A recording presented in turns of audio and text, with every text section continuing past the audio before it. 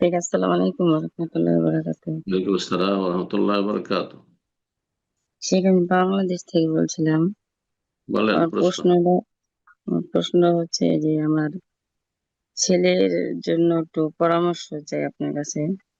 আমার ছেলের বলেন। বয়স ওর 1 বছর আগে, ওর 13 বছর ছিল। ওরে সালাফি মাদ্রাসায় ভর্তি করাই, ওর উপরে একটু নির্যাতন হয়েছে।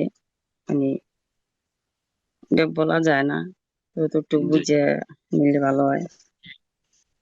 আল্লাহ এখন হেদায়েত করুক। ছেলে মাদ্রাসা মাদ্রাসা কর্তৃপক্ষকে আল্লাহ হেদায়েত করুক, মাদ্রাসার শিক্ষকদেরকে আল্লাহ হেদায়েত করুক, জালেমকে আল্লাহ আমি সংশোধন করার তৌফিক দান করুক। সে পরে আমি ছেলে মেয়েদের জুলুম অত্যাচার করে, হিসাব দিত হাসর মাঠে। জি। আমি সে সে জুলুমটা হয়েছে, মানে মাদ্রাসা কর্তৃপক্ষ না, মানে ওর সাথে মানে বলতে লজ্জা হইতেছে, সমকামিতা আর কি।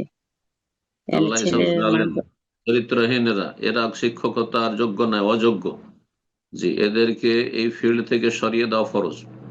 দায়িত্বশীল অসৎ চরিত্রের শিক্ষক, হাফেজ আর মোল্লা এদেরকে রাখবে শিক্ষক হিসাবে, এটা মোটেই জায়েজ নয়। মোটেই জায়েজ নয়, হারাম কাজ।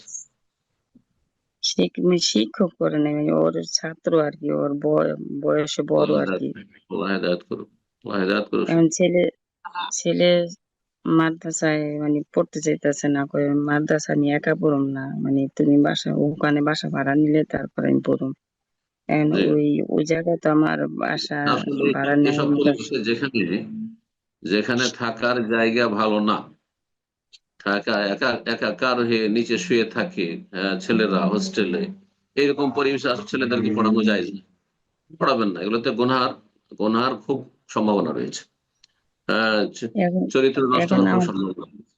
আমার বাড়ি এসে গ্রামে, এখন হ্যাঁ, আশেপাশে মাদ্রাসা সালাফি। মাদ্রাসা পড়ানো জরুরি নাই, আপনি স্কুলে পড়ান আর আপনি তাকে ইসলামের শিক্ষা দেন, যাতে করে ফরজ ওয়াজিব আদায় করে আর আমরা জায়েজ থেকে বেঁচে থাকে, ইসলামী তরবিয়ত করতে থাকেন। কোনো জরুরি নয় যে ফরজে আইন নয়, ফরজে কিফায়া, কিছু কিছু আলেম তৈরি হইল। যদি আপনার পক্ষে সম্ভব হয় তাহলে নিজের বাড়িতে রাখবেন, আর তারপর মাদ্রাসা যাবে, পড়ে চলে আসবে, ওখানে বাসা ভাড়া নিয়ে থাকেন। আর না হলে এইভাবে আপনি বিদেশে, ছেলে যেহেতু একবার ধাক্কা খেয়েছে, কষ্ট পেয়েছে, তার একটা মানসিক তার উপর আঘাত হয়েছে, সুতরাং আপনি জবরদস্তি তাকে মাদ্রাসায় ভর্তি করবেন না, আর এইভাবে হোস্টেলে রাখবেন না খারাপ পরিবেশে।